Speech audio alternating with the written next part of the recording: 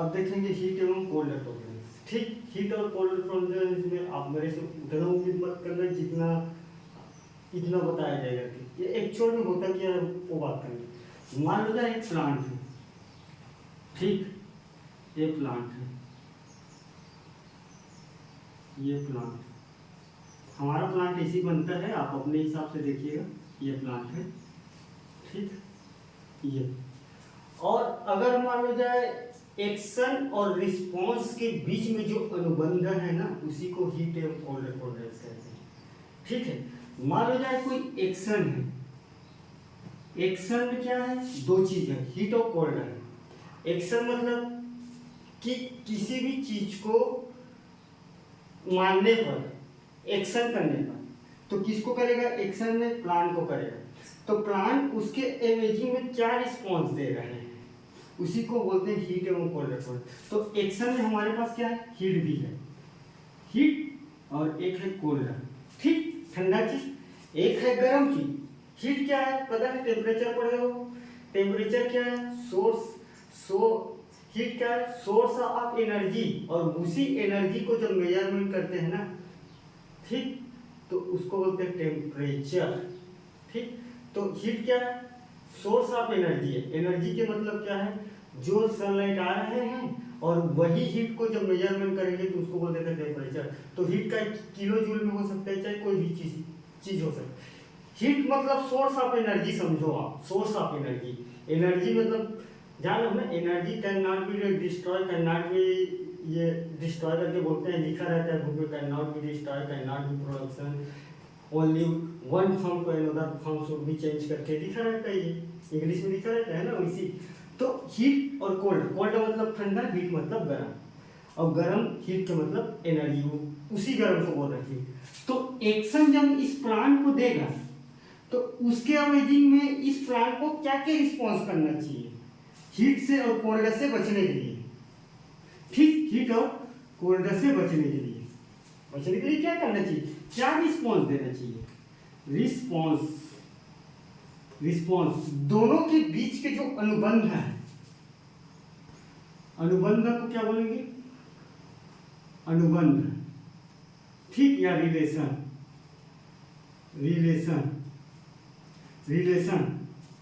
ठीक, रिलेशन,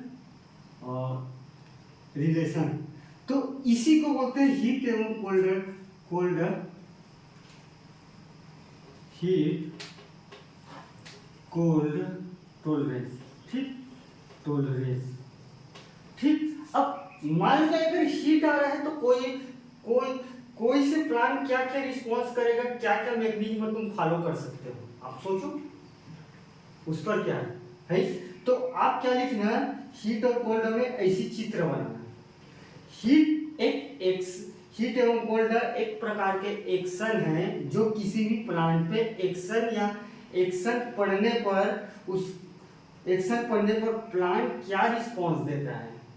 भाई कोई ना कोई रिस्पॉन्स देगा क्या, तुम अगर प्लांट को हीट दे रहे हो तो क्या रिस्पॉन्स देगा, इसका फिजियोलॉजिकल चेंज होगा कि नहीं होगा, है।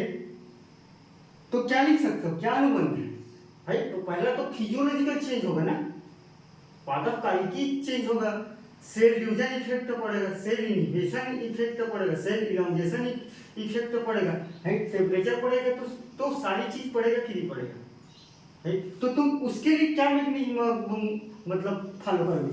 तो यहाँ क्या होगा, अगर मान लीजिए एक्शन होगा तो क्या क्या हो सकता है, यहाँ एक्शन होगा तो क्या क्या हो सकता है, ठीक, पादप कालिकी प्रभाव होगा, सबसे पहली बात प्रभाव होगा। दूसरा क्या होगा, जब एक्शन पड़ेगा तो क्या होगा,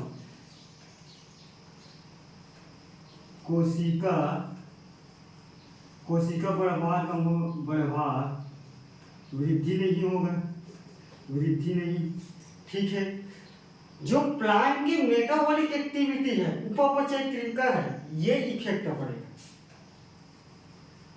प्लांट के उपापचय क्रिया प्रभाव पड़ेगा, ठीक, तीन प्रभाव हो गए। उपापचय मतलब जान रहे हो ना, है, जानते हो कि नहीं जानते, उपापचय एक भी नहीं जानते, अरे यार प्लांट में सिंपल से बात, उपापचय के मतलब यह है किसी भी सेल में रासायनिक परिवर्तन या रासायनिक संबंधी चीजों या ऊर्जा ऊर्जा ऊर्जा उत्पादन, चाहे किसी भी चीज का किसी भी सेल में बनना, और उस बन वो सारी चीज बन रहा है तो उसी संपूर्ण योग को बोलते हैं उपापचय। अब अगर मान लिया वहां बन रहा है तो उसको बोलते हैं प्राइमरी प्रोडक्ट, प्राइमरी प्राइमरी उपापचय। अगर मान लीजिए बन के हमको मिल जा रहा है तो उसको बोलते हैं सेकेंडरी उपापचय। उसमें कौन सी बड़ी बात है। तो उपापचय की मतलब अब ये समझो कि किसी भी सेल में रासायनिक अभिक्रिया प्लस ऊर्जा उत्पादन प्लस केमिकल चेंज का सिंथेसिस होना या हार्मोनल इम्बैलेंस का सिंथेसिस होना, उसी को बोलते हैं उपापचय। सिंपल सी बात। तो उपापचय क्रिया प्रभाव होगा कि नहीं पड़ेगा भाई, हीट आएगा तो प्रभाव होगा कि नहीं पड़ेगा भाई। चौथा क्या हो सकते हैं, आप खुद सोचिए ना भाई, चौथा क्या हो सकते हैं। प्लांट के लीफ साइज कम होगा, ठीक। अब लीफ साइज कम होगा तो फोटोसिंथेसिस कम होगा, हमने कल बताया है एरिया, फोटोसिंथेसिस कम होगा कि नहीं होगा, ठीक है। जाइलम प्लस फ्लोएम के स्थानांतरण संबंधी प्रभाव डलेगा भाई। जाइलम मतलब जल का ट्रांसपोर्ट ना, जब अगर कोई हीट ज्यादा रहेगा तो क्या जल का ट्रांसपोर्ट होगा, और जल का ट्रांसपोर्ट नहीं होगा तो क्या हमारा सेल काम कर पाएगा, नहीं कर पाएगा भाई, नहीं कर पाएगा। ये सोचो ना तुम, नहीं कर पाए फ्लोएम। अब भाई तुम जल ही नहीं पहुंचा पाएगा तो क्या फूड मटेरियल मतलब बनाएगा, बता दो, नहीं बना पाएगा। क्यों बनाएगा, क्योंकि फोटोसिंथेसिस के लिए तो हमको जल भी तो चाहिए, और फोटोसिंथेसिस का अंतिम उद्देश्य क्या है, हमारे लिए फूड प्रोडक्शन करना है, to get some the food for the any person. किसी भी चीज किसी भी के लिए हो सकता है, क्या दिक्कत है उसमें है। तो यही तो दिक्कत आ रहा है ना इसमें, एक्शन और रिस्पॉन्स में है, आ रही कि नहीं आ रही। अगर मान लीजिए अब इसका हम मैकेनिज्म क्या फॉलो कर सकते हैं इस चीज से, हमको अगर मान लीजिए दुविधा पाना है तो एक चीज और लिख सकते हो, प्लांट्स के रेस्पिरेशन को क्या बोलते हैं, प्लांट श्वसन में इफेक्ट पड़ता है, प्लांट श्वसन में प्रभाव, ठीक है। तो एक्शन और रिस्पॉन्स के बीच में ये सारा मेन बात है, ठीक। अब तुम नंबर आप अगर मान लीजिए ब्रांच कम होता है लिखोगे तो सही है भाई, एक्शन है ना, हो सकता है, क्या दिक्कत है। लीफ के सरफेस एरिया पे अगर कोई कोल्ड टेम्परेचर आएगा तो क्या होगा, कोल्ड टेम्परेचर होगा तो भाई लीफ के सरफेस में बर्फ जम जाएगा तो सेल के एक्टिविटी, सेल की कार्यविधि, सेल अपने कार्य नहीं कर पाएंगे, तो पहले क्या है, सेल का कार्यविधि रुक जाएगा। अगर मान लीजिए क्लोरोफिल का मान लीजिए कार्य तुम बोल रहे हो, क्लोरोफिल को तुम करो, फोटोसिंथेसिस करो, और ऊपर में तुम बर्फ जमा दियो तो कैसे करेगा तो। अब पानी में अगर मान लीजिए तुम पढ़ो पानी की रिलेशन 90% पानी पाया जाता है करके अगर तुम बोलते हो, और अगर मान लीजिए वहां अगर बर्फ जम गया है, गिर के बर्फ जम गया है तो क्या होगा, अंदर के पानी जम जाएगा। वो अंदर के पानी जमेगा तो क्या मेटाबॉलिक एक्टिविटी काम करेगा, प्लांट नहीं कर पाएगा। तो क्या है क्या है, बर्फ से पौधे का पानी जम जाएगा, ठीक। तो क्या काम कर पाएगा। तो ये सारी एक्शन और रिस्पॉन्स का खेल है, ऐसे लिखना है, एक्शन रिस्पॉन्स ये प्रभाव डालता है। बात समझ में आ रहा है। एक्चुअल में यही है हीट और कोल्ड का। अब मैं जोड़ इसी कारण नहीं बता रहा हूं क्योंकि तुम दिशा भटक जाओ, दिशा मतलब जानो भटक जाओ। तुम चले थे परीक्षा देने, दे के आए हो तुम महात्मा गांधी को चैलेंज, तो ये मामला सही नहीं होगा। चैलेंज जब करो, जब ये कंप्लीट होगा तो चैलेंज करो, ठीक है। तो हम मैकेनिज्म अपनाते हैं, हीट और कोल्ड। अगर मान लीजिए हीट आया तो क्या क्या मैकेनिज्म अपनाएंगे, कोल्ड आया तो क्या क्या मैकेनिज्म अपनाएंगे। 2 मिनट में बात समाप्त अपन कर देंगे। ठीक है, ज़्यादा नहीं आपका माइंड खोल रहा हूँ, कम से कम अगर 3-4 नंबर में आया तो छूटे मत, लिख पाओ आसानी से। यही है एक्चुअल में करके ये चित्र बनाना, एक्शन रिस्पॉन्स के बीच के जो रिलेशनशिप है उसी को बोलते हैं कोल्ड एंड का। ये बनाओ तो समझ जाएगा, समझदार है, टेंशन मत लो।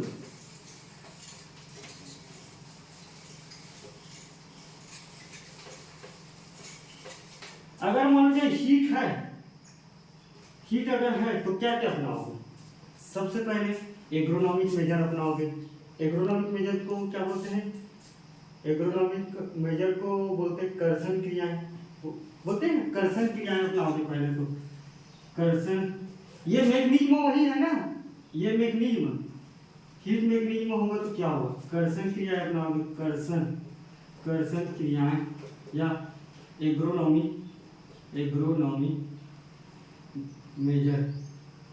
एग्रोनॉमिक मेजर में क्या करोगे? अगर मान लीजिए भाई टेम्परेचर है तो तुम क्या कर सकते हो भाई?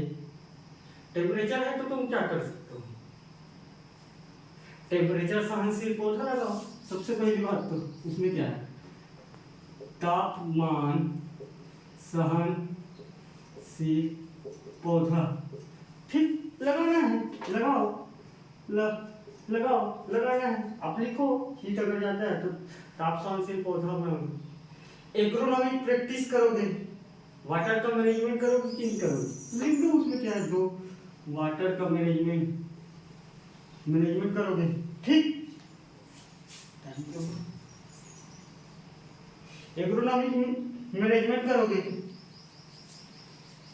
ठीक। इरिगेशन करोगे, सिंचाई करोगे, साथ साथ मल्चिंग करोगे। मल्चिंग पता है? मल्चिंग छोटे ऑर्गेनिक छवाओगे तभी तो आप हीट के मैग्नीज्म को प्लांट से बचा पाओगे ना भाई, नहीं तो सारी प्रभाव आएगा वो हीट अगर पड़ेगा तो ये सारी चीज कर सकते हो नहीं भाई। हीट से सहनशील लगाना है, वाटर का मैनेजमेंट करना है, सिंचाई करना है, मल्चिंग करना है, उसके बाद क्या कर सकते हो?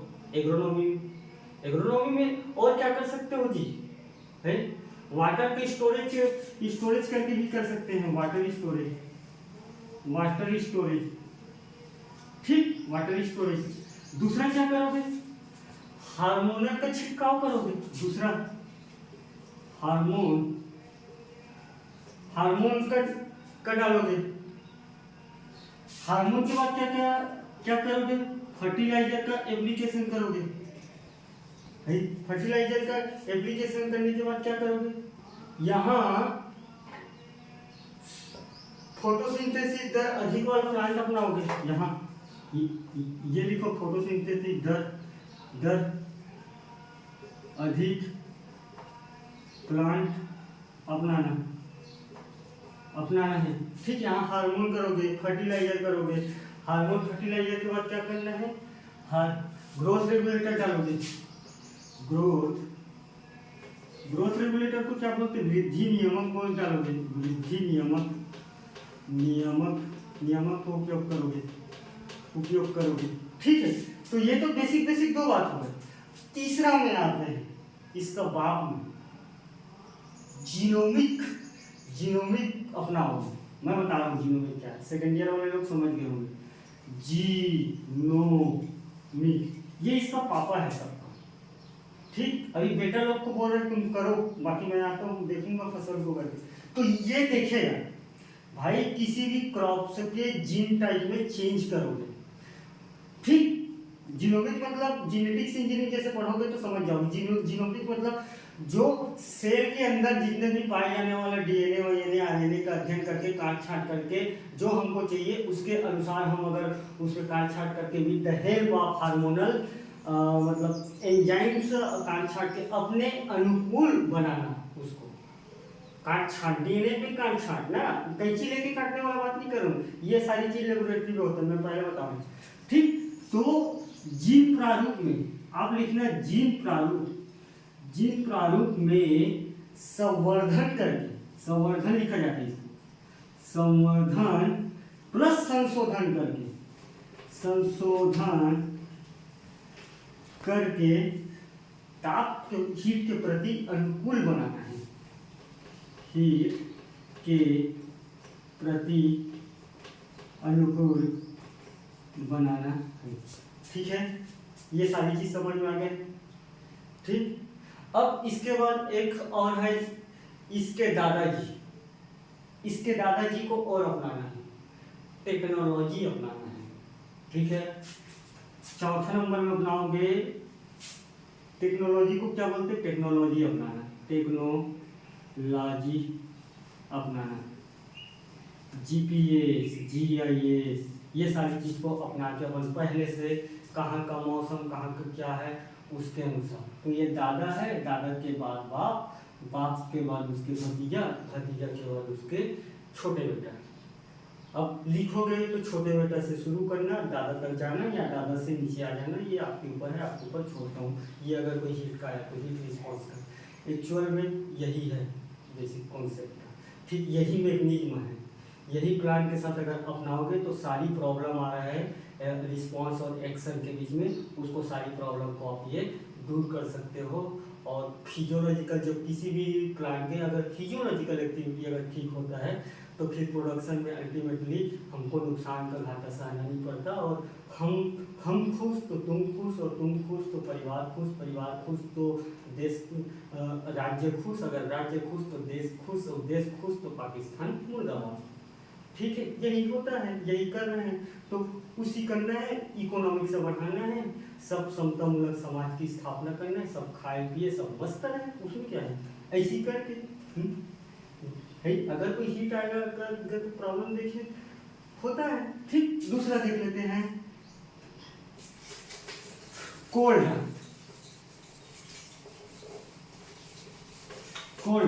कोल्ड क्या है, फ्रीजिंग टेम्परेचर से रिलेटेड है। कोल्ड मतलब ठंडा है। ठीक है, तो इससे कोई खास उतना मेरे को नहीं लगता है कि ये कोई खास बात है वाला। कोल्ड मैकेनिज्म में क्या करोगे, क्रियाविधि में। ठीक, कोल्ड मैकेनिज्म में क्या करोगे कि लो टेम्परेचर का ऑप्शन लगाओगे, लो टेम्परेचर रिक्वायरमेंट क्या बोलेंगे, लो टेम्परेचर, कम तापमान सहनशील पौधा लगाना, कम तापमान सहनशील पौधा लगा देंगे। उसमें क्या है, लगा देंगे पौधा है। जैसे कि कुर्सी फेलियस का ऑप्शन कम टेम्परेचर में होता है, नहीं होता है बोले गाल को मारो उसका, कौन बोल रहे हो, उसमें क्या दिक्कत है। ठीक है, चिलिंग टेम्परेचर का रिक्वायर करेंगे, चिलिंग मतलब बहुत ही कम टेम्परेचर वाला प्लांट लगाएंगे, अपनाएंगे। ठीक, तो ये हर कंडे हैं। ठीक, दो। उसके बाद क्या है, अगर मान लो कहीं कोहरा, कहीं बारिश हो गया, अगर मान लो जाए, अगर बर्फ का सतह ऊपर से जम जाए तो हल्का हल्का इरिगेशन कर देंगे। ठीक, इरिगेशन कर देंगे। कोल्ड है और इरिगेशन है करके मत समझना, ये बड़ा अच्छा कॉन्सेप्ट है, मैं बता इसी कारण जैसे कि ये पत्ती है, यहाँ कोहरा हुआ, ठीक, यहाँ बर्फ जमा, अब इस बर्फ को हम हटाने के लिए हम इरिगेशन कर सकते हैं, right. With the help of irrigation should be that remove from the icy parts। ठीक, समझ गए यहाँ तक। तो 3 हथकंडे बेसिकली अपनाते हैं, साथ ही साथ टेक्नोलॉजी का इस्तेमाल भी कर लेंगे। कहीं अगर कोई कोल्ड टेम्परेचर अधिक है तो ग्रीन हाउस जैसे चीज़ों को अपना सकते हैं। ठीक, तो टेक्नोलॉजी ठीक, टेक्नोलॉजी में ग्रीन हाउस है, पॉली हाउस है, और अपना भाई भतीजा बात को सारी को लिखो, उसमें क्या है। ठीक, तो ये कोल्ड मैकेनिज्म का है, तो हम बात समाप्त करते हैं। ठीक है, थैंक यू।